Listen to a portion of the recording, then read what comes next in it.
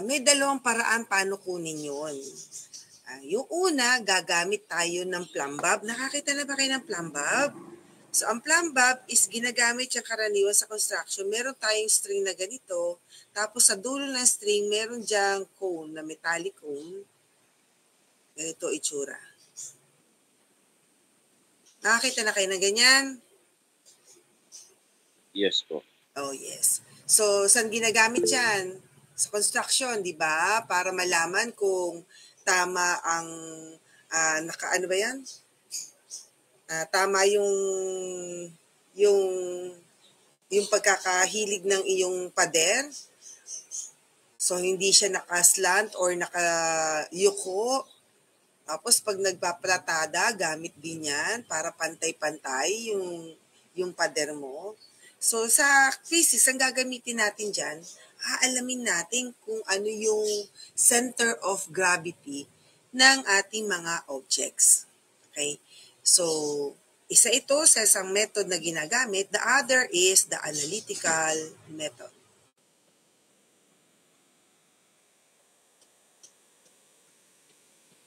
So, kapag sinabi nating analytical method, gumagamit tayo ng formulas and then we calculate that. Ang unang-una muna, talakayin natin yung plumb bob method. So, paano ba sa plumb bob method? Very effective to kapag gagamitin natin, lalo na sa mga irregular solids. Halimbawa, I have here this type of solid. Sa palagay nyo, kaya natin itong i-calculate ng ganun-ganun na lang, ng madali? Ano sa palagay nyo? Kaya ba natin? Hindi po. Hindi. So, dahil hindi natin siya kaya, ano ginagawa natin? Siyempre, hanap tayo ng paraan para makita natin center of gravity niya. So, itong method na to, ang gagawin natin, bubutasan natin yon sa dulo. Pero pwedeng several butas. Pero hindi po pwedeng isa. No? Kasi kailangan natin, meron tayong lines na magmi-meet sa gitna. Okay. So, itong butas na to, ipapasok natin sa, probably, sa pako. May nakaprotrude na pako. Ito yung pako. Tapos ito, isasabit natin dito. Ito yan. Para ang naging itsura, mukha, ano. Okay. So, ito yung ibang butas. Ayan ang butas. Ayan ang butas. Now, remember, dapat itong hole na to, hindi masyadong maliit. Dapat pag pinasok dito sa pako, maluwag, hindi nakokontrol ng pako yung baksak nung bagay mo sa baba. Okay? Dapat free yung kanyang pagkakabasak sa gravity natin. No? So, dapat yon malayang-malaya siya. Walang control dun yung pinagsabitan mo. Now, dito sa pako na ito, dahil bumaksak na nga yung ating kabigatan ng ating object, ilalagay natin itong plumb bob dun sa dulo ng pako. Sinabit natin dito. Ito yung ating plumb bob. Parang palingan, no?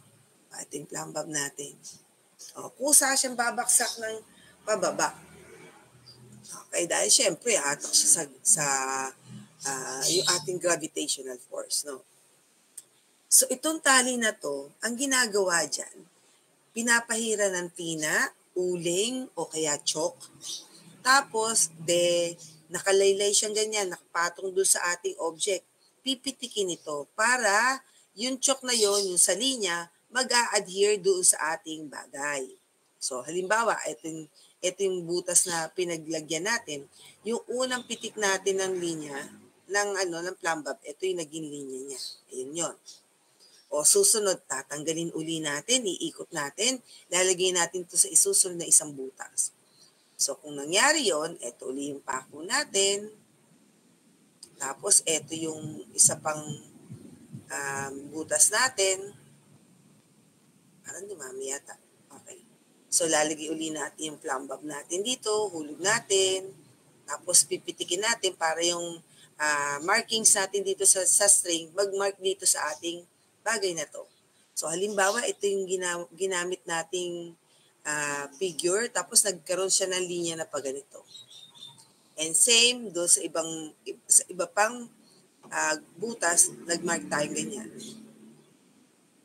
Ay, bakit ba ganun? Sabihin natin dito siya nag-cross. Hindi ko makontrol. Ayun. So, probably, ito sa out of 4, ito yung sa 3. 3 out of 4, dito sila nag-form lahat. So, therefore, this is the center of gravity of this object. Kung saan nag-meet lahat, halos lahat ng lines natin na pinitik, yun ang lalabas na center of gravity ng object na to. Same with the regular solids. So, halimbawa letter E. Gagawin natin sa experiment yan, ano? Okay. So, probably may butas dito, dito, dito. So, lahat yan, isasabit natin sa pako yung butas na yan. At the same time, also, pagka sabit mo, sasamahan mo ng plumb bob na yun. Tapos, magmamarking tayo dyan. Okay. Kung saan magtama yung mga linya niya, okay, common path ng mga line, that will be the center of gravity of that object. Nakuha po ba? Last nakuha? Naka-online pa ba ako? Yes, okay. So, paano naman kapag analytical? So, sa analytical, ayaw mo ba? So, sa analytical, ginagamit natin ng formula. Okay. So, alam natin ang pagkuha ng area ng triangle. Paano ba ano ba formula ng area ng triangle?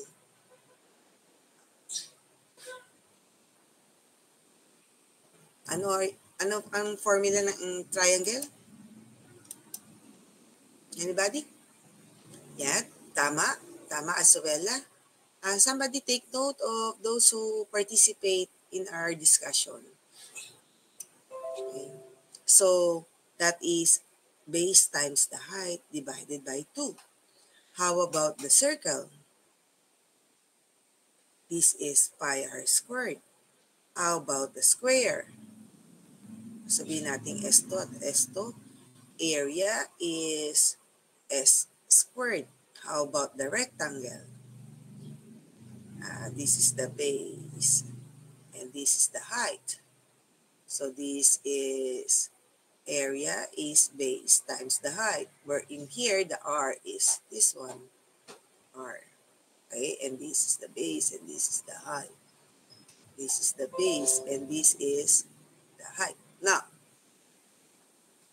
so kung alam natin yan, madali na para i-identify kung anong shapes ang meron dun sa object na pinapakita sa atin. Sometimes kasi may combination, no?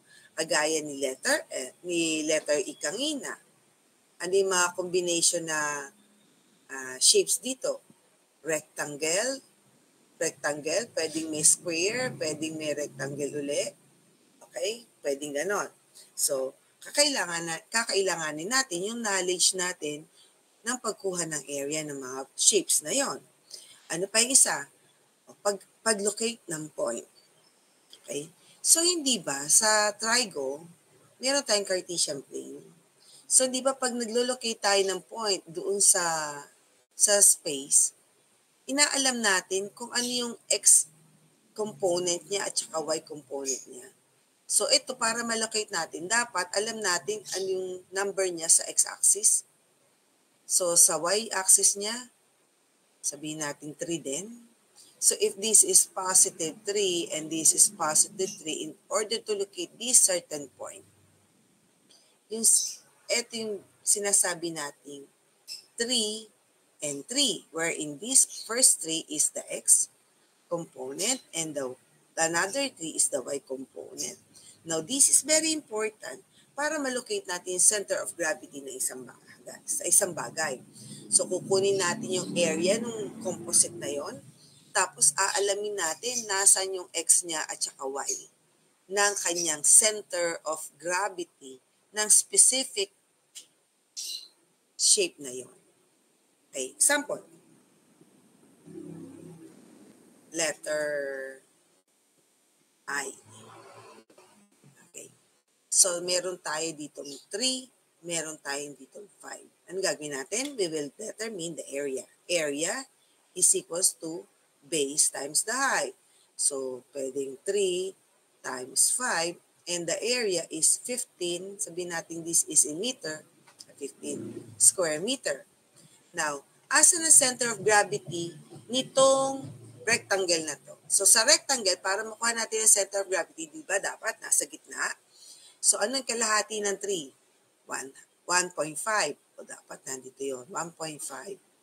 And yung kalahati ng 5, 2.5. So, this is 1.5, 2.5, 2.5, 1.5, 1.5. So, pag pinag-meet natin yung line na yan, tsaka yun, saan sila nag-meet ng dalawang line na yan? Di ba ito? Tama ba? So, this is the center of gravity of our rectangle. And what is the location of their x and y? So, sabihin natin, ito yung x niya, ito yung line of x, and this is the line of y. Ito yung kanyang point of reference, 0 yun. So, magmula sa point of reference, ano ang distansya from 0 to the center of gravity ng ating rectangle? So, ilan to? 0. Ano yung kalahati ng 3? Plus? 1.5 po. Tama. So, therefore, the x of that center of gravity is 1.5. How about the y? Ang y niya, syempre, pataas. Yung y-axis natin. From 0 to the center of gravity of this one, ano height nito? 2.5 po. Correct, 2.5. So, therefore, the center of gravity of this specific object is 1.5 in x-axis and 2.5 in y-axis. Clear po? Paano kung ang mangyari, combination yung ating figure? Halimbawa, letter L. Sabihin natin perfect yung line ko ha. Pasensya na dyan. Okay. So, sandali lang.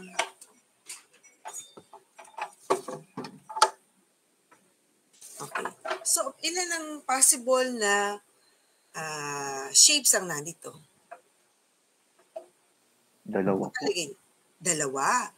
So, po pwedeng kunin natin yung shape na ito. Ito yung shape number 1 at ito yung shape number 2 natin.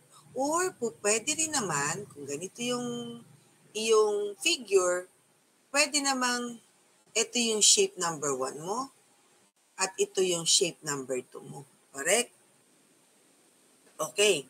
Now, siyempre, dapat may dimension to. Sabihin natin this one is 2 inches. Tapos ito ay 1 inch. Ito ay 1 inch. Tapos ang taas nito ay 4 inches. At ito, okay, 4 inches. So, unang-una, let us determine their area. Ano area ni area 1? What is the formula for area 1? That is a square. Therefore, what? 1 lang po. 1. So, kasi 1 times 1 is equals to 1 inches. Square inch. No. Okay. Paano yung sa area 2 natin? 8 po. Tama? Kasi 4 ito times 2, that will be 8 square inch. Now, ilocate nga natin ang center of gravity nila. So, ang center of gravity ni X is what? X sub 1, lagyan natin X sub 2, Y sub 1, Y sub 2. Now, bago natin ilocate yung center of gravity nila, alamin natin saan yung point of reference natin. So, ang gagamitin kong point of reference is this one. So, lalagyan ko ng 0, meaning this will be my point of reference. Now, alamin natin, tingnan natin doon sa figure kung ano yung center of gravity nila. Teka, mag-admit lang ako. Okay. So, magmula itong number 1 natin, ang center of gravity niya, sabi natin, pag square, kalahati-kalahati lang, di ba? So, kalahati. Ano kalahati nitong height na to? That will be 0.5. Tama po ba? And 0.5. Dito sa base niya, dahil 1 inch lang yon, this is 0.5 and this is 0.5. Correct? Tama po? Opo. Opo. Okay. Para malaman natin yung x sub 1 niya from 0 to the center of gravity of this square, mag-uumpisa tayo ng bilang dito sa 0 papunta dito sa 0.5 na to. Tama ba? Ito yon. Bago tayo makarating dito, ano yung pagdadaanan niya? Ano ba yung length nito? What is the length of this one? 2 po. Tama, 2 inches. Okay. So, 2 inches plus 0.5, ilan? That will be 2.5 each. Opo. Okay, tama po. Kasi, pag nagbilang ka ng 2.5 inch, napupunta ka dun sa x-axis nung CG ng square mo. How about the y-axis of that CG from the point of reference? Pataas, ilan yon? 0.5. Correct, 0.5. Okay, 0.5 each. So, mula dito, tsaka dito, yung kasing bilang natin, kalahati ng 1, that is 0.5. O, next, yung ating figure number 2. Ano yung center of gravity niya? From the figure, kalahati ng 2, that will be 1. So, lagyan ko to ng hati. Ito ay 1 inch at ito ay 1 inch. Tapos yung kalahati ng height na to, this will be 2. Tama po ba? So, 2 inches to, 2 inches ito. Magmula sa center of gravity, papunta sa magmula sa point of reference, papunta sa center of gravity ng second figure, ilan ang x mo? Plus, ilan? 1 po. Tama, 1. Correct? 1 inch. Kasi ito yung kalahati ng tumo, 1. Ito 1, ito yun. Okay? So, how about the y-axis nung center of gravity mo na second figure? Magmula dito, papunta sa itaas, ayun ang makukuha mo yung center of gravity nun. Ilan yon?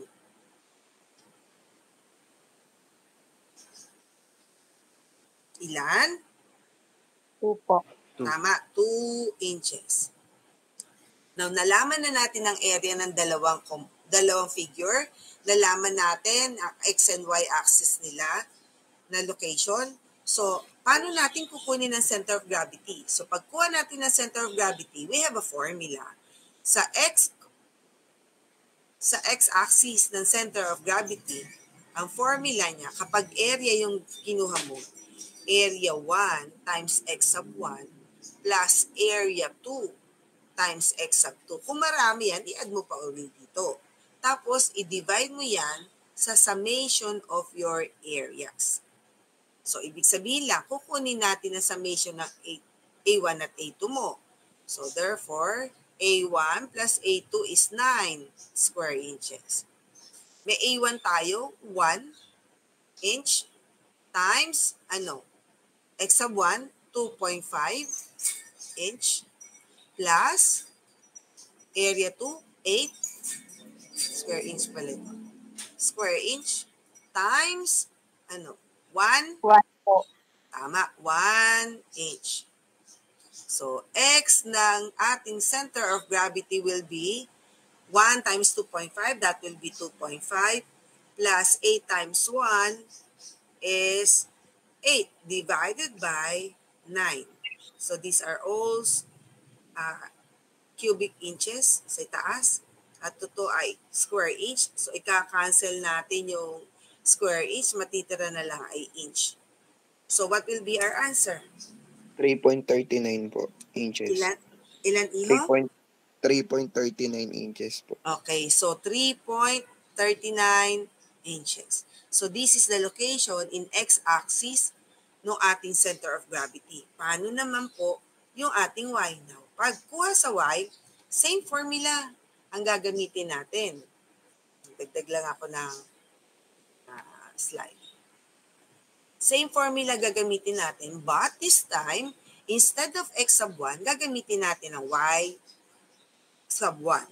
Okay? So the y component of the center of gravity is equal to a sub 1 times y sub 1 plus a sub 2 times y sub 2 divided by the summation of your area.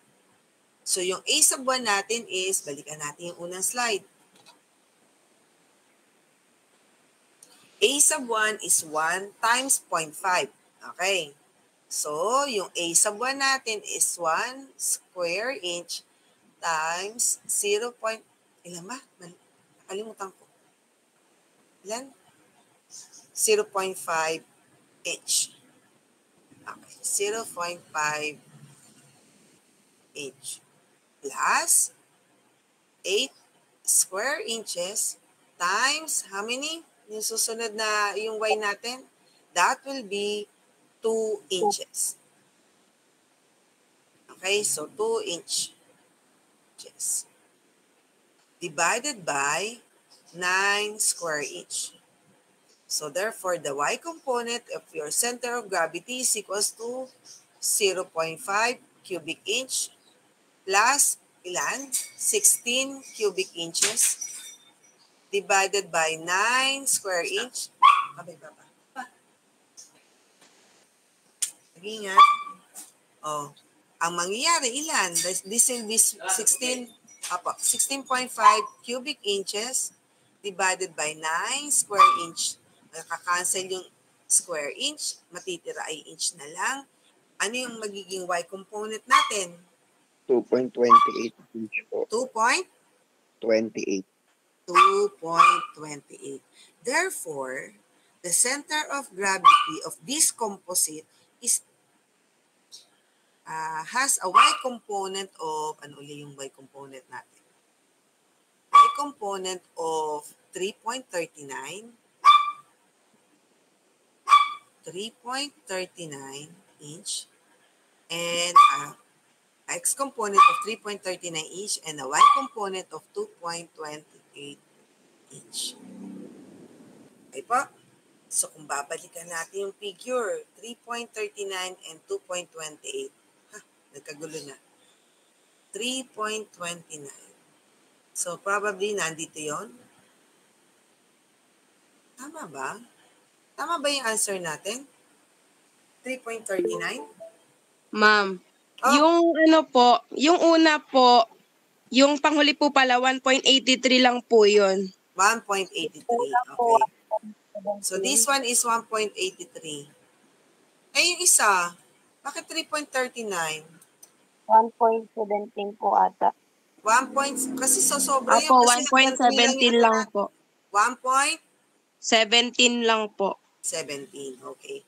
So the center of gravity of this composite is 1.17 inch and isa?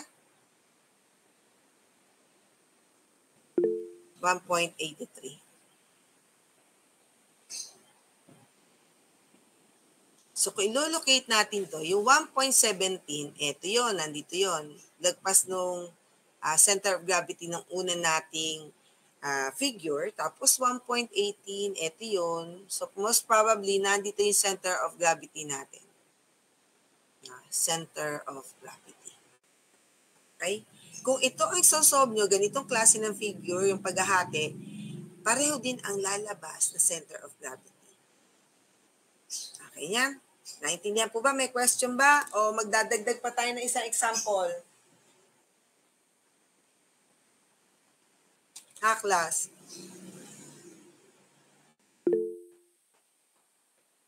Ma'am, tanong lang po. Yes, anak. Ma-ifo-forward po ba yung presentation po sa amin? Oo naman, pwede kong i-forward yan. Thank you po.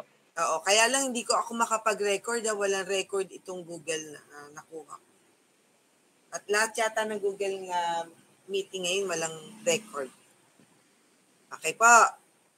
O siguro naman, pwede nyo nang sagutan yung assignment na binigay ko sa inyo. And we will discuss that next meeting on Monday.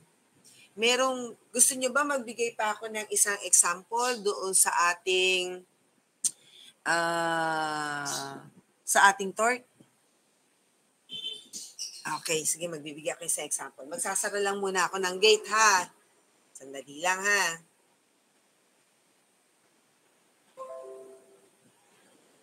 Asan ba isang example ko dito? Yun.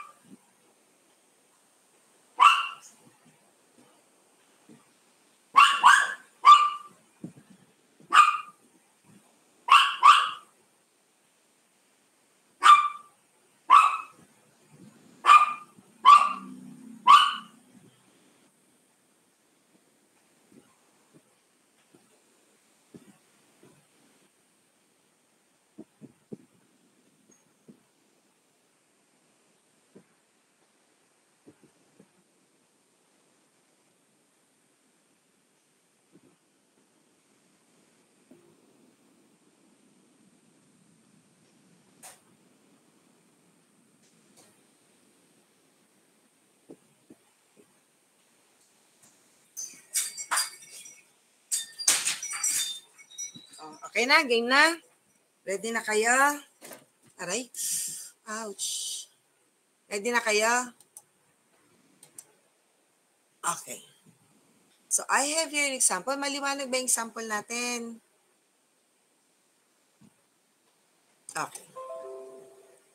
So, medyo lita ko pa itong sa setting. Ako malilita ko pa. Okay. Now, meron akong given dito. So, meron akong tubo na pa-L. Okay. So, ilan ang forces na naka-apply dun sa tubo na yung para mag-rotate? 2 po. Ha? 2 lang? Ilang arrows ang yan doon?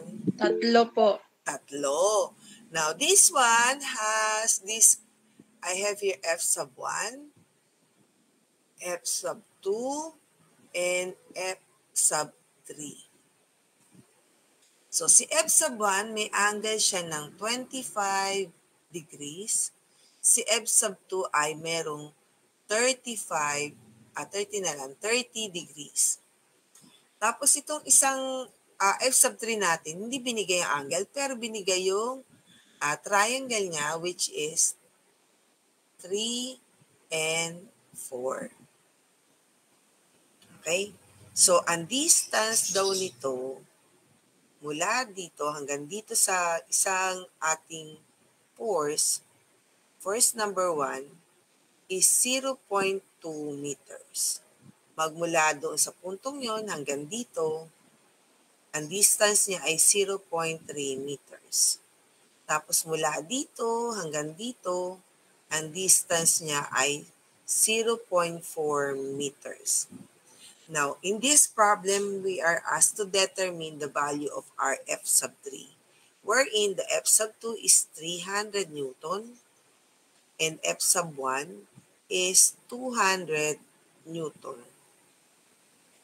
So, ano yung gagawin natin? Unang-una, laging tatandaan, tingnan muna kung sino sa forces na to ang naka-angle. Okay. Now, kung naka-angle sila, lagi mong gagawin, dito sa mismong illustration mo, ito-drawing mo yung kanyang X and Y component. Dahil may angle to, lalagyan mo siya ng X and Y component. So, baguhin ko muna yung kulay ng aking ink. Gawin natin siyang green para makita nyo. Okay. So, ang X and Y component ni F sub 1 will be this one. This is F sub 1y. Tapos, this will be F sub 1x. Si F sub 2, eto rin, merong angle. So, this is F sub 2y. At tapos, eto yung kanyang F sub 2x. Si F sub 3, meron din. Ang arrow niya papunta sa labas. So, ang arrow ng F sub x ay palabas din. F sub 3x. at ito ay f sub 3y. Okay po. Now, napansin nyo ba, yung dalawa may angle. Si f sub 3 wala. So, let us calculate muna the angle of f sub 3. Ito yung triangle. Ang hinahanap nating angle ay ito. Tama po ba? So, therefore, babalik ta rin natin o iikot natin yung triangle kasi ang unknown ay ito. Tama? So, ano yung nasa baba niya? That will be 3 and this will be 4. Para makuha natin ang theta na to, anong gagamitin natin sa sig fig? Ang, ano ba yan? Trigonometric figure, tri-fig. Ang ating gagamiting formula. Trigonometric function, ano doon? Nanganak. Tangent po. Alin? Tangent po. Very good, tangent. So, theta is equals to arc tangent, ano? Y over X. Y over X. Which one is y? 4 over 3 po. Very good, 4 over 3. Therefore, our theta is what? 53.13 degrees. 53.13 13. degrees. So, therefore, itong theta natin na to ay 53.13 degrees. O para ma-solve natin yung fx and fy natin. Tama ba? O bago tayo mag-calculate, alamin muna natin sino yung nag-cause ng moment. Kapag kinuha natin ang fx tsaka fy, yung original na force na yun, hindi na natin titignan para malaman natin kung may moment o wala. Tama po ba? Ang titignan na lang natin ay itong si F1y at saka si F1x, si F2y, tsaka si F2x, si F3x, tsaka F2y. F3 pala, F3y. So, tignan natin. May moment ba si F1x? Wala po. Wala. Bakit? Pushing po siya sa pivot. Hindi siya pushing.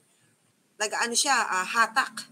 Okay, direkta siya sa pivot point. Hinahatak niya yun. Hindi na magkakaroon ng rotation yun kasi walang distance. Tama. So, wala na to. Scratch na si F1x. Si F1y ba? Meron?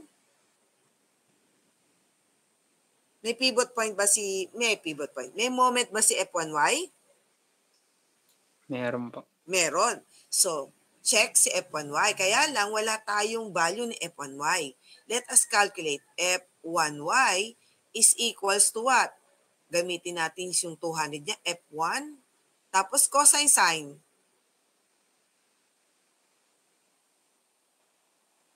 Cosine or sine?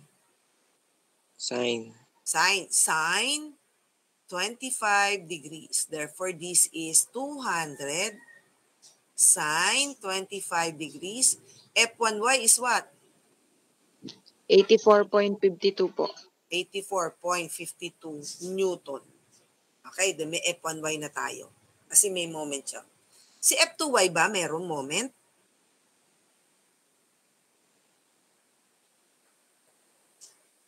May moment po ba? You need to answer me kasi hindi ako nakarekta sa Google, no? Nakaano ko sa PowerPoint. So, kailangan nyo magsalita. So, is F2y has moment ba? With reference to your pivot point? Meron po ba? Meron po. Meron, yes.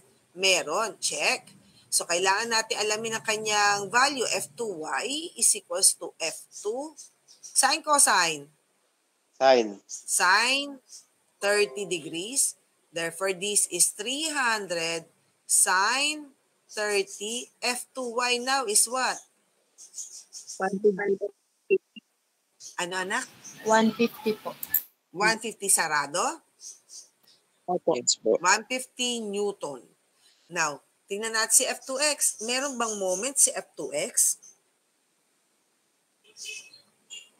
Magkikreate ba siya ng torque? Wala po. Wala. Bakit? Kasi siya yung patulak, diretso sa pivot point mo. So, walang distance yun. Kaya, x si F2x. Now, si F3x, meron ba? Nagkikreate ba siya ng torque?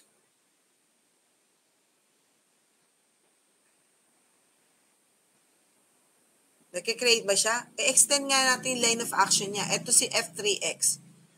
Tapos extend natin line of action niya. Baguhin ko yung kulay. Ito yung line of action ng F3X. Tumaba ba siya sa pivot point? Hindi po. Hindi. Therefore, it will create a rotational force. Tama po ba? So, kung magkikreate siya, kasi wala naman, hindi siya tumama kay pivot point. Wala, hindi siya tumama. Therefore, magkikreate siya ng torque.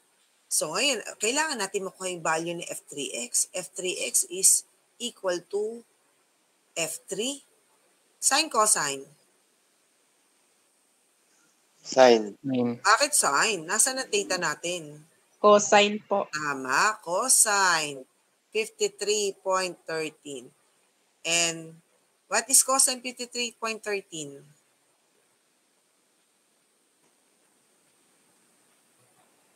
0.60 0.60 po.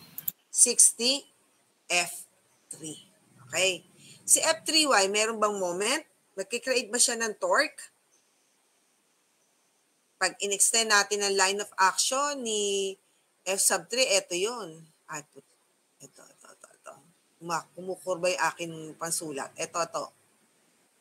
Tumama ba siya sa pivot point natin?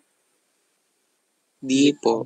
Hindi. Therefore, it will create torque. So, kailangan natin malaman ng value ng F3Y. F3Y is F3 sine 53.13. And what is 53.13? Sine 53.13. 0.80. 80? Opo. 80 F3. Okay. O, kunin natin yung summation of torque nito. Hindi na natin kailangan ang summation of forces. So, summation of torque is equal to 0. Tapos, ano yung may moment? Si F sub 1. Positive or negative si F sub 1? Pababa siya dito. Ito yung torque natin. Ito yung ikot ni F sub 1. Negative, positive? Negative po. Okay, so negative ang torque ni F sub 1y. Sino pa? Si F sub 2y. Ito yung line of action ni F sub y. F sub 2y. So, positive, negative? Negative po. Negative kasi clockwise siya. So, negative ang torque ni F sub 2y. Si F sub 3x, ito yung kanyang movement. Positive po. Positive si torque ng F sub 3x. Ito yung si F sub 3y, kawagaya ng direction ni F sub 2y. So, what will be the torque of F sub 3y? Negative. Negative. The torque of F sub 3y is equal to 0. So, substitute lang natin yung formula dito. So, this is negative F1y times the lever arm of 1y minus F2y times the lever arm of of 2y plus F sub 3 x, ano ba F sub 3x? Ayun. Times the lever arm of F sub 3x minus F sub 3y times the lever arm of F sub 3y. So, F yun. Okay? So, that is equal to 0. O, substitute natin ang value. F sub 1y is negative, wala yung akin. Negative 84.52.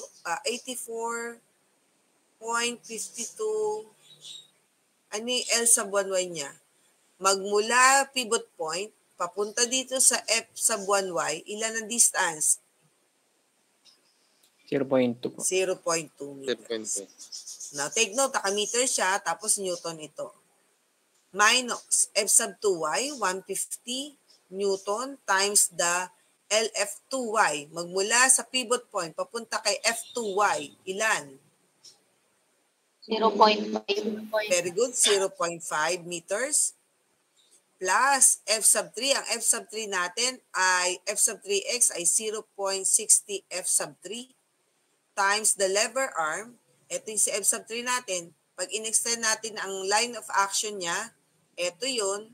So magmula pivot point, papunta rito, perpendicular line, papunta dun sa line of action ng force mo applied.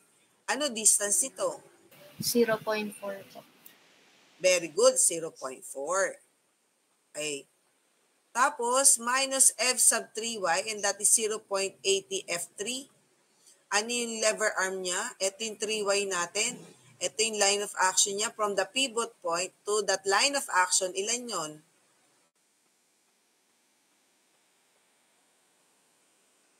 Ilan to? Magmula pivot point to the line of action of F3y. Ito yung F3y mo. Ilan ang distansya? 0.5 po. Very good. 0.5. That is equal to 0. Mapapansin nyo, doon sa equation natin, isa na lang ang anong variable and that is F3. Okay, so ang gagawin natin, imumultiply natin itong dalawang to. Tapos, ipag-add natin silang dalawa. Hindi natin i-add dito sa may F sub 3 kasi itong dalawang to ay walang unknown variable. No? Hindi ka po pwedeng magsama ng number na walang, hindi sila pareho. Okay? So, ito ang po pwede natin pagsamahin. Yung parehong merong F sub 3. So, ano value natin? Pakicalculate nga, mga anak.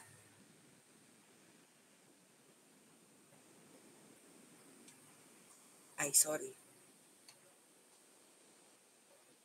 Ay, nasan yung aking pinakalculate kanina? No? Ayun pala. Maglagay ako dito ng new slide.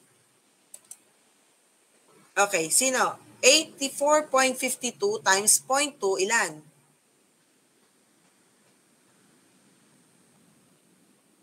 0.9 po. Ilan? 0.90 po. Yung una po. Hindi ko maintindihan. Ilan po? Negative 16. Negative 16 po. 16. So we have a negative 16.90 9 po. 90. Newton meter. Okay? Susunod, balikan ko yung slide na yun. Susunod, 50, tama ba? 15? 150 times 0.5. That will be 75 po. 75. negative 75 Newton meter plus 0.6 times 0.4. 0.24 po. 24 po. 0.24 F sub 3 minus, isali natin, 0.8 times 0.5. 0.4 po. 0.4 F sub 3 is equals to 0. Now, pagsamahan natin itong dalawang to at itong dalawang ito. Ilan? This will be negative 91.90 Newton meter. And this one will be negative 0.16. Tama ba? Yes po, ma'am. F3 is equals to 0. Thank you. O i-transpose natin to sa other side of the equation. This will be negative 0.16 F3 is equal to positive na mangyayari sa kanya, 91.90 Newton meter. So ito yung naka-meter ito. So F3 now is equals to 91.90 Newton meter divided by negative 0.16 meter. Cancel to.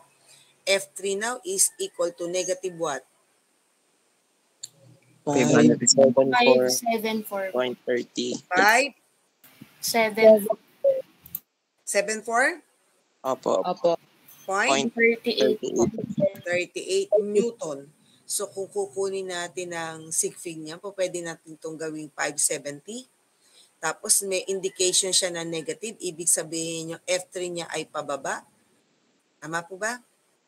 So babalikan natin yung equation na yung ating figure. So makikita natin yung F3 natin ay nasa 4th quadrant. So pababa yung kanyang arrow. So tama lang na negative. So therefore the F3, kung titingnan mo, the answer will be, final answer is 570. F3 is 570. Locate downwards. Now, lagyan na natin arrow na gano'n. Okay? Nakuha po ba?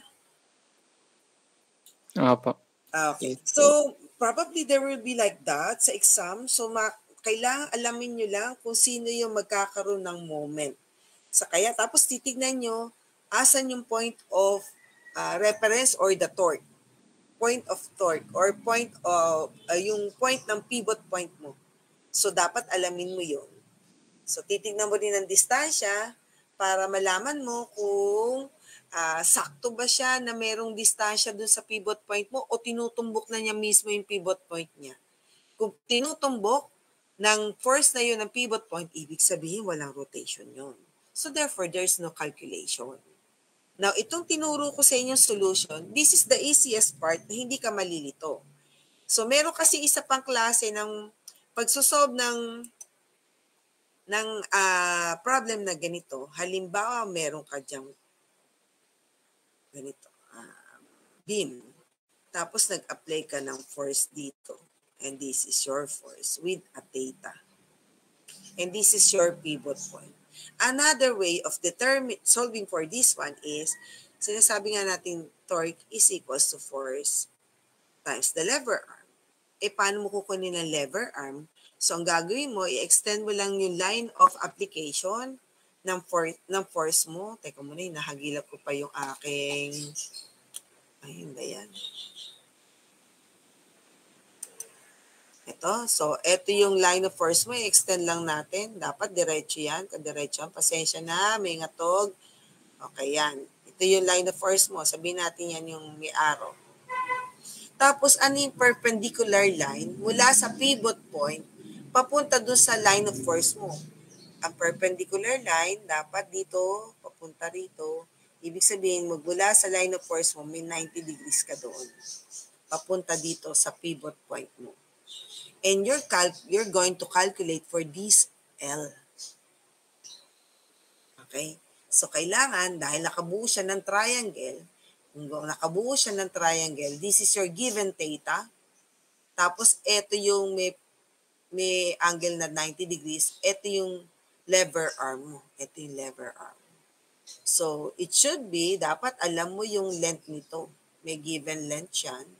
So, itong length na yan is the hypotenuse. So, ito yung given na length. Given yan. Okay? So, you're going to determine this one. Apply mo lang to ng cosine sine. Class. Cosine or sine? Para makita mo to. Value ng L. That will be sine. Online pa ba ako?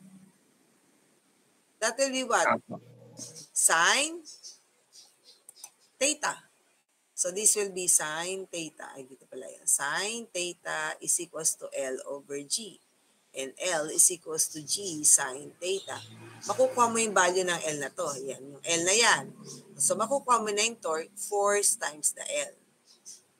Okay, I think the one I have taught you na paraan para isolve yung system na ito, wherein you're going to make use of the Fy and the Fx, will be easier for you to calculate for it at saka mas madali para sa inyo na i-analyze. Saan ba kayo nadadalian? Itong sistema na ito, teka man, sulat ko nga ulit. Ito, na may force dito, tapos ginawa natin ng Fy at Fx. O yung ito na bago kong turo, na ito yung F Tapos aalamin natin yung lever arm na ito. Alin na mas madali? Hey! Ano mas madali para sa inyo? Kung ano yung mas madali para sa inyo. Pareho. Kung ano yung mas madali sa iyo, go kayo. Pero I suggest you make use of Fy and Fx to lessen the error. Ang error ng pagkakamali nyo. Kasi maghahanap ka pa ng triangle and so on and so forth. Okay po. May tanong. Magkikita tayo sa Lunes, answeran niyo yung assignment niyo and we will discuss that. Tapos bibigyan ko kayo ng panibagong seat work after we have discussed that. Tapos quiz will be on Wednesday. Sino yung nagtaas ng kamay? Ma'am, Yes po, meron lang yes. pong isang tanong. Sa Ano po? pabalik po nung sa last problem po. Yes po. Mandali lang. Alin ba itong merong, ito? Ito ba? Hindi po. Yung sinundan po niyan. Aha. This Isa pa one? po. Hindi po. Ito? Yan po. Doon lang po sa may part ng pagkuha ng torque. Di ba po yung sa F sub 1y is, di ba po pababa, negative. Hindi yun po. Apo. Tapos yung sa F sub 2y. Hindi lang siya hindi lang siya pababa Ang ikot niya kasi, ang pivot point natin ay nandito. Teka muna, hindi ko maaan. Ito kasi ang pivot point natin. Itong area na to. Yung F sub 1y mo, pababa, although nagkikreate siya ng movement na clockwise. Tama ba? Pag ganun siya, kaya siya negative. Kasi meron pababa na nagkikreate ng positive na torque kung nakalagay siya dito. No? Yung tanong ko lang po yung sa lang po, yung sa F sub 3x lang po. Para yes po. Positive.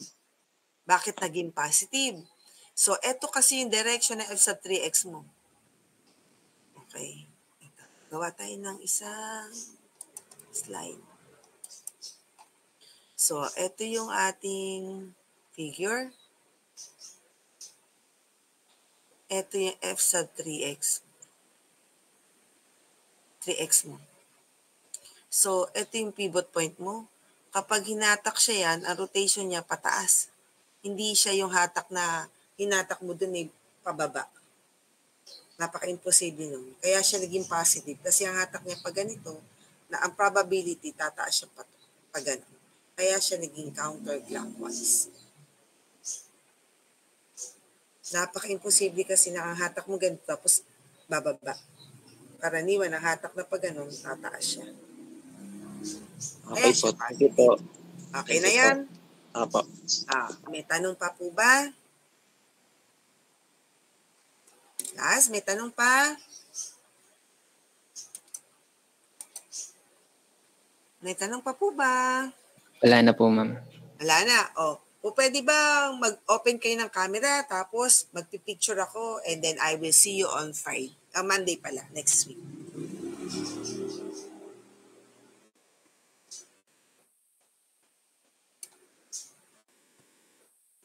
Masisend ko tong Okay lang sa inyo, hindi nyo maintindihan nyo? O gagawa ako ng another solution na pipicture ko na lang para mas maintindihan nyo yung solution nun. Mas okay sa inyo yan? Pwede po both, ma'am. Both, yes, pwede. Kaya lang yung solution na nakasulat na maayos, maya-maya ako na gagawin kasi meron akong may klase pa ako. Okay lang po. Okay.